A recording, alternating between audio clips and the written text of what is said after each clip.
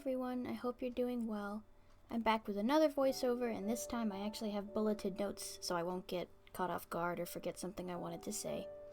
The emphasis on this video is going to be a little different than my last one.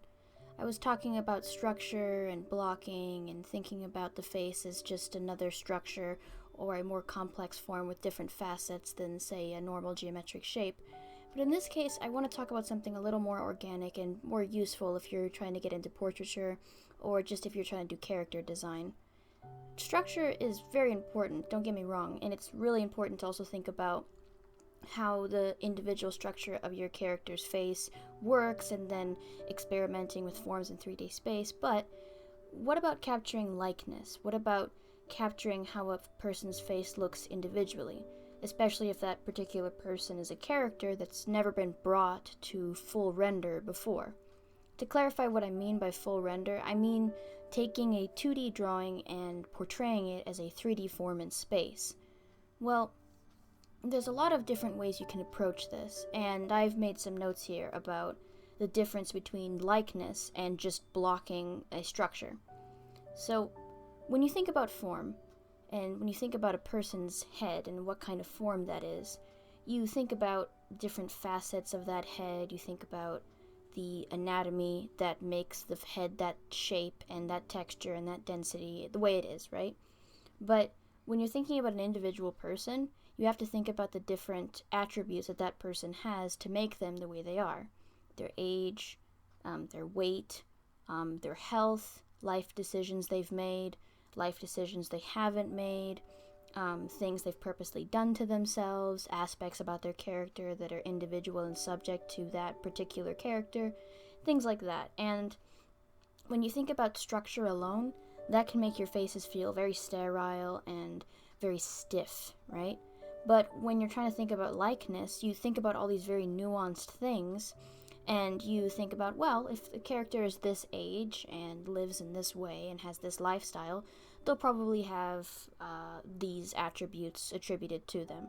So for example, if your character is around 30 years old, kind of out of shape and a little overweight, then that character is probably going to have much softer features. And your character is probably going to have some other attributes about them that would tell you that they are those attributes that you described. Which is important because in the end, when you're capturing likeness, you're not only capturing that individual person's likeness, but you also want the reader to understand that they have made all those life choices that we talked about. So if you want your character to read as a certain thing, you have to think, okay, how can I tell my readers that this character lives this kind of lifestyle? Is this certain age? And so on. Now, when you're drawing a character that's a cartoon, you normally don't think about those things. And if you do, you think about those things in the way that they would most drastically show up on your character. Because like in the previous video, we talked about how in a cartoon you're summarizing a lot of information, and you're summarizing that information in the simplest way possible. And the thing is, there's just some information that's just not going to show up. So for example, if your character has a lot of micro scars across their face from shrapnel flying past them or something like that, you wouldn't draw a lot of teeny tiny little lines across your character's face. You'd probably have one or two large scars show up, and then the other scars would be left unnoted, but implied because you'd understand this character has seen combat or something like that. So you think about these things when you're talking about a full rendered portrait because there's just so much more information that's going on and happening. The slightest divot in their cheek, a curl of the lip, more wrinkles, you can see the skin, their hair, their eyebrows, little blemishes on their skin, pores, things like that. Depending on how far you take it, that information suddenly becomes much more important. And that information is something that you can only get from talking with the artist, which is why when you're making a portrait, it's very important to communicate with the person you're making the portrait for. And this can be conflicting for certain artists because you make a face and you're convinced that this looks really good and that this would be the best thing for this character. But in the end, you should try your best to appease the person you're making the artwork for and be considerate of their vision, because sometimes when people commission you for something, they never truly have gotten to see their character fully realized before now. when you as the artist take it upon yourself to bring this character into a full render that they've never seen before. So you've really got to have that open communication with your client and be considerate and patient with the person you're working with so that they can finally see their character fully realized and read into certain things and then know with your developed intuition what you should do and shouldn't do to help this character become fully realized.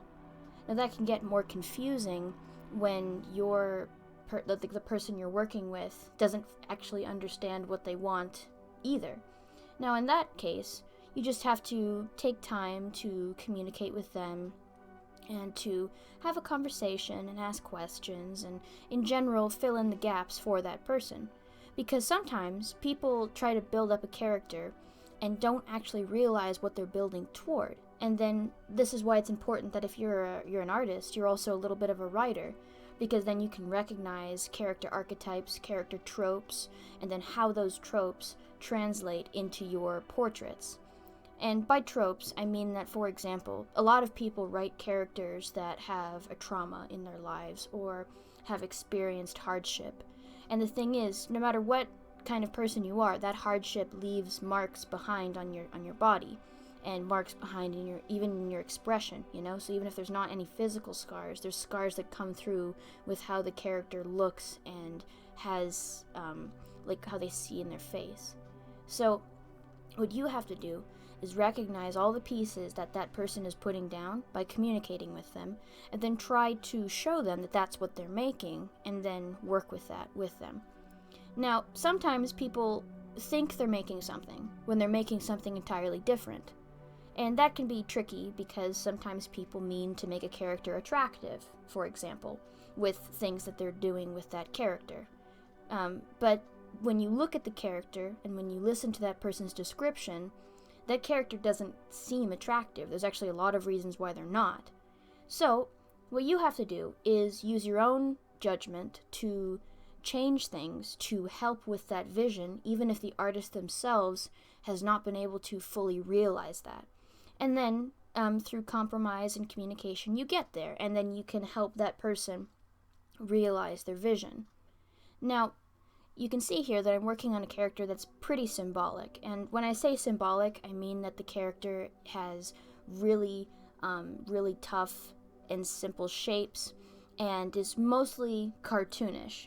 And there's a lot of things that are not going to translate very well in that cartoonified form into a full portrait. So what I decided to do was to try and take the most prominent attributes and put that on my portrait. And I also had a lot of communication with the artist herself and talked with her about what she wanted for this character and then how to make that work. So I kept the buttoned nose, I kept the larger, more puckered lips, but not puckered in the sense of like rosebud cute lips, but larger, more prominent lips.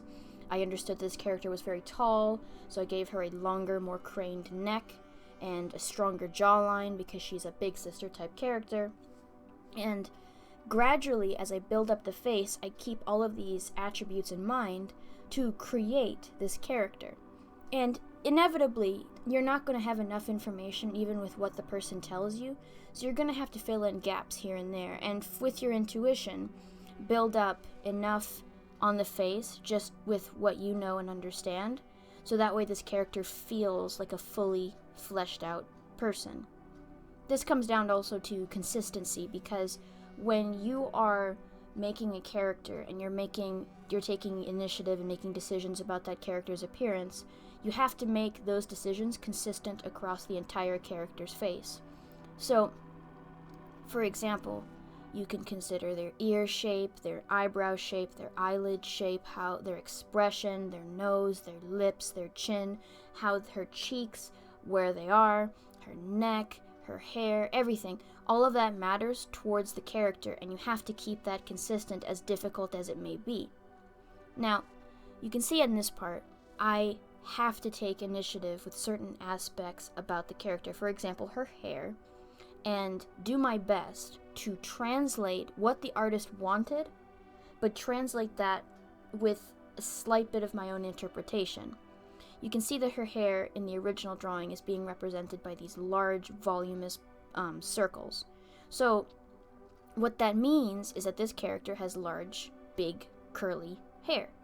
So what I have to do is try to translate that and get the general shape of the silhouette with what I'm doing with her hair, even though I'm not exactly drawing large, round circle shapes on her head, because that would look weird with how the face has been rendered. And this comes down to how you render things in your style, how you choose to go about translating things, and how you choose to go about looking at a character and interpreting it. Because an artist could have been given the exact same character, could have been told to paint this character in the exact same pose, and in the exact same format as I'm doing right here, and they would have come up with an entirely different face. Now, that doesn't make that artist's interpretation any less valid. That just means that that person has taken different attributes about that character and decided to emphasize that. And in the end, it really does come down to your own preference and how you're communicating with the client and how you choose to emphasize things and what you choose to emphasize. And what I try to do is I try to emphasize things that will bring out that character's individuality instead of fixating on attributes that really can be interpreted in so many different ways. Because in the end, it comes down to the fact that she has orange hair, darker skin, and sunglasses. Now, that by itself is very, very subjective and could be interpreted in so many different ways. So I tried to latch onto certain things to try and make this character more individual. So that way, not only is my client satisfied with having an individual person that they can look at and say, wow, that's my character, that's so cool, but also that there is some personality that comes through, even if the expression isn't really that over the top. And you can do this not only with like the character's physical attributes, but with what they're wearing, what accessories they have, and even their pose. And in this case, because this character has a lot going on with her hair, I decided to keep the pose kind of neutral, because there's just so much. You've got the glasses, you've got the shirt, you've got the different attributes about her person. There's just too much going on, and the hair is just huge, so I had to tone it down a notch and keep it pretty standard. But in the end, you know, you're going to come to a point where you're certain about something and you really think this would be the best thing for this character in this illustration or portrait that you're doing.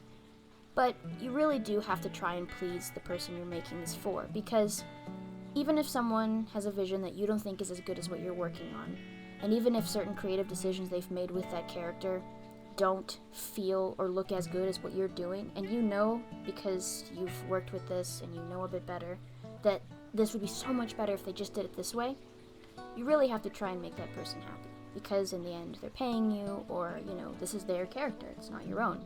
Now you can take those ideas you experimented with on their character and implement that into your own stuff, but that's a topic we can talk about another day with just, you know, experimenting with different things. I hope you guys liked this video and I tried to make it less rambly than the last one. Hopefully with every video I'll get a little bit better. I hope your day is going well. Bye!